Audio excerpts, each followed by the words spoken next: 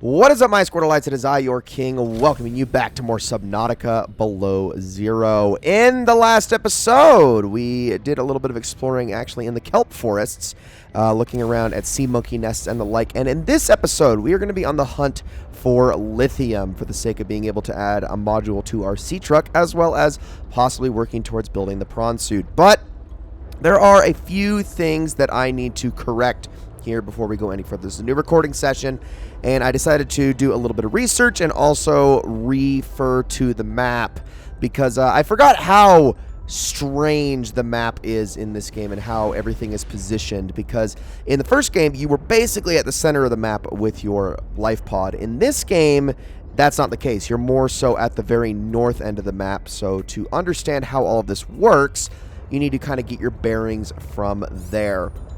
So I want to immediately start off by correcting the record that this area we're in is just the Twisty Bridges, just period. Where I put that beacon down there is still the Twisty Bridges. However, the area that's at the very bottom, which is where we ran into squid sharks and things like that, that is the deep Twisty Bridges biome. This Twisty Bridges biome is one of the bigger ones in the game. And in fact, this game in general has a lot less biomes than the first Subnautica did. At least a lot less underwater biomes than the first Subnautica did. And as a result, knowing what's what is a little bit tricky. Those sharks down there are known as brute sharks, so I was able to correct that as well.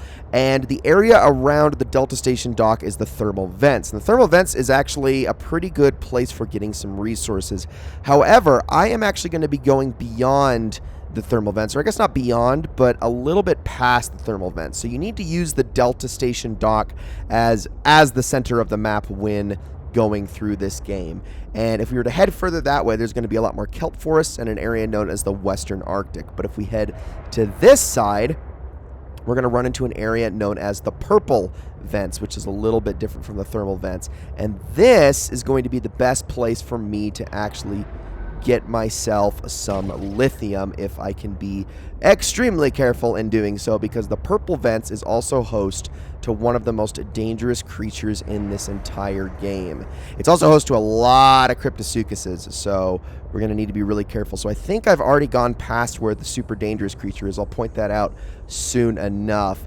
But this is the purple vents, okay? It's pretty obvious. The vents are obviously shooting out a purple gas. It makes a lot of sense. It's also very bright here, just due to the nature of the lighting in this area, so it's actually not that hard to see where you're going. You just have to be on the lookout for these guys. But there's a little bit more to the purple vents than you might immediately notice. While there are some things to be had, some cryptosuchuses to be dealing with, and things like that, there are also some pretty good goodies we can get in the process. Stern of an astronautical salt transport vessel nearby.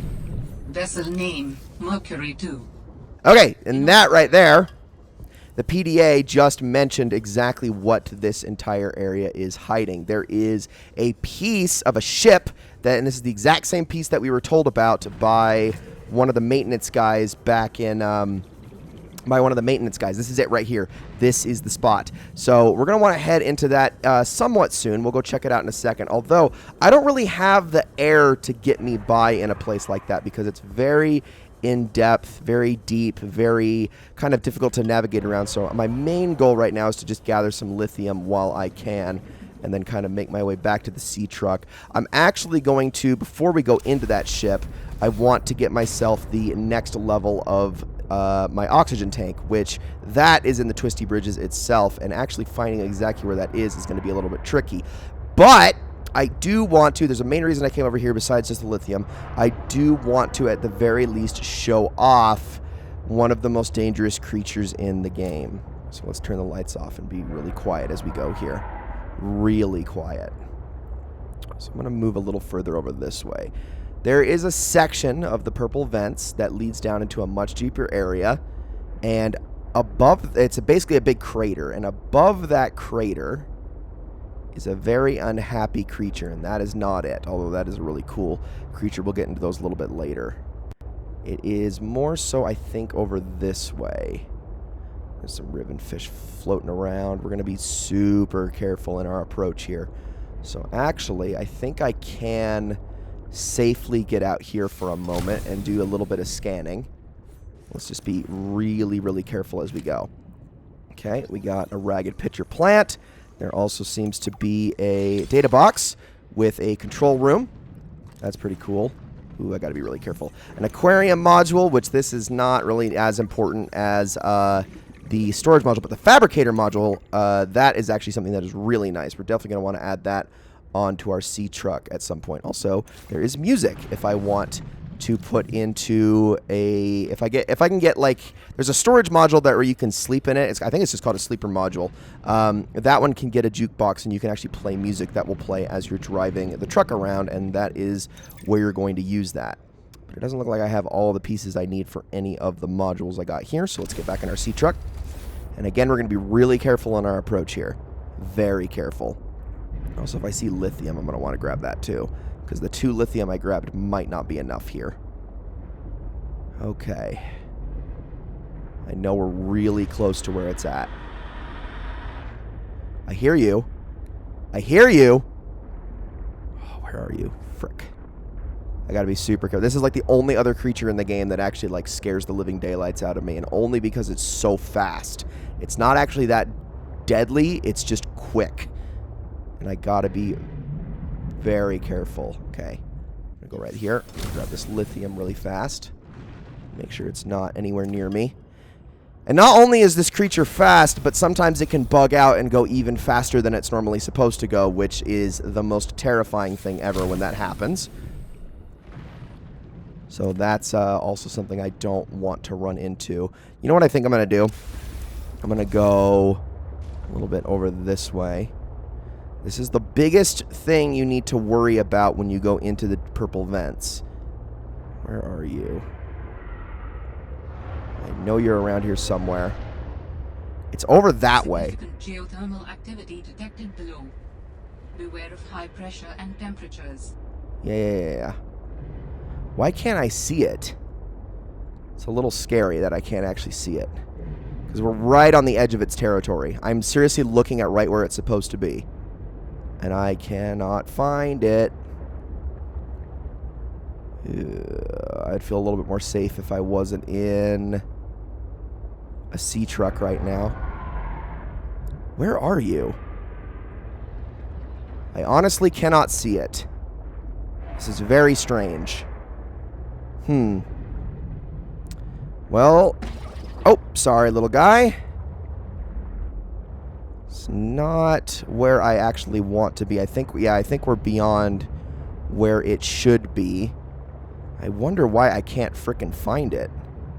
It's very strange. It's really hard to miss, too. Oh, what's up? No, I'm not interested in you, Cryptosuchus. There you are! There it is! Okay, you see that thing moving around. Oh, we need to get away from that. Get away from that. Get away from that. That right there is called a chelicerates, and they are basically this game's version of a Leviathan. That's not to say Leviathans don't exist in this game. They do. But they are by far the most dangerous, most deadly, and the most, I guess, the scariest critters you're going to come across in the overworld in particular. I guess in the overworld in particular. When we get into some certain biomes, we'll actually come across even deadlier creatures, but those ones are the ones that scare me the most just because they are so freaking fast, and you don't really have a lot of ways of outrunning something like that. So, yeah, that's a chelicerates. Alright, there's also, if you go beyond into the void, much like in the original game, you would run into a lot of ghost leviathans. In this game, you'll run into what is known as void chelicerates. It's the only way to come across those things, and they're basically undead-looking versions of the standard chelicerates. They're kind of hollow. They have a vacant stare in their eyes, all that good stuff. So, something to keep in mind. All right, I'm going to move on over to our mobile vehicle bay up here, and I'm going to see if I can get myself the storage module. So, let's get out of this thing. And then my next plan after this is to start working on getting myself that oxygen tanks upgrade. Let's see. Oh, I'm missing some of my pieces here. Hold on. Oh, yeah, I need to make the playsteel ingots. Duh. So let's get the playsteel ingots, wiring kit, and the lead. And then we should be able to do all of this. So I have that. Wiring kit. Where are my 3 pieces of lead? I don't have my 3 pieces of lead. I'm going to need to go get some, I'm going to need to knock open some more fragments. Dang it. Okay, hold on. Let's make that first. Then I think I'll put my lithium away. So let me go... Gosh dang it, I thought I had more lead than that. I am very dumb for missing out on that. There we go. Okay, so... This is going to be so handy when I'm actually able to get this. Well, I guess we can kill 2 birds with 1 stone here. So let's take the sea truck really quickly. I'm going to make sure I'm in the right spot. Oh, I can't see. It is too bad outside. All right, we're going to head kind of straight towards the Delta Station dock. And I'm going to try to go to basically the opposite side of the twisty bridges from the beacon. There should be another tech platform that has fallen into the ocean that we should be able to find. And we just need to look for it. It should be straight down. It's really hard to miss. I just need to make sure that I'm actually going in the right direction. So let's go through here. The sea truck is going to help us significantly with accomplishing this goal. In fact, I think that is it right there. Yep. Wow, that was actually really easy to find. All right, so let's head down here. Hopefully we don't run into any brute sharks because, like I said, they are a little annoying. They can hurt you. Not super bad, but... And there it is. We got ourselves a high-capacity O2 tank. The one downside to the high-capacity O2 tank obviously being that... And also a habitat builder. Yes! That is what I want. So now I got basically pretty much everything I needed in this area from just those 2 things. We can also build some solar panels for our bases. So pretty great. Well, the bioreactor. My goodness. I love to see it. So what I was saying, high-capacity O2 tank gives me extra oxygen, does slow me down a little bit. Something to keep in mind. We also got a battery charger, power transmitter, all sorts of good stuff. Ooh, hold on. I see a PDA over here. Let's get a look at this, too. We got logs and communications. My application, I mentioned that I had severe galeophobia, which is, wait for it, fear of sharks. Imagine my surprise when I discovered the brute sharks here. There's a reason they didn't call them gentle sharks. Well, I'm sorry, dude, but it's kind of part of the job. So I'm going to go here, get these galena outcrops to get myself some lead really quickly. Shine a light on some of this stuff so I can actually see the correct one. So there are argentite outcrops here. Like I said, there is a chance of getting silver in this area. It's just not super ideal. It's definitely much easier to find all of the silver that you could possibly need over in the thermal spires. So let's keep moving. Just keep checking on these rocks. Those are all limestone, limestone, limestone, nothing but limestone. Not necessarily what I am after. Let's see, what do we got down here? That is just another sea truck fragment, more mobile vehicle bays. Lots of fragments for that, should you need them. They want you to build the sea truck nice and early in this game. I would say even earlier than they asked you to get the sea moth in the last game, but... Oh, what's up? Here, I'm going to go this way, so you can't blow me up. Thank you. Okay, we got... that's an argentite one. I thought that was a galena one there for a second. That's another argentite. Okay, I don't really need more of those. I need galena outcrops, almost exclusively, although I wouldn't mind getting some more gold. That's not gold. There might be gold, though. Come on. I hear you. I hear you. I'm backing away. Mind your own darn business. Stupid crash fish. Oh, here we go. This is what I like to see. Warning. 30 seconds of oxygen remaining. There. Does that help? Does that solve your issue, PDA? Constantly warning me about this stuff? PDA talks too much in this game, if that wasn't immediately obvious. I liked in the first game that it didn't always tell you. Whether it was intentional or not, it was nice to kind of have to constantly pay attention. It added to the tension of the entire situation. In this game, it's just like, oh, just so you know, you only have this much oxygen. Oh, but now you only have this much oxygen. Please pay attention. Oh, you could die. It's like, yeah, it's a survival game, guys. I know. That's kind of the idea. A little bit of titanium. Need a little bit more lead. This whole situation with lead and whatnot is going to be very easily remedied the moment I'm able to get the prawn suit and the drill arm, and then I can just go back into that mining area and get all of... Warning. 30 seconds of oxygen remaining. Get all of the lead possible. Let's see. Is there any over here? I'm literally just missing one. There we go. This might be it. Perfect.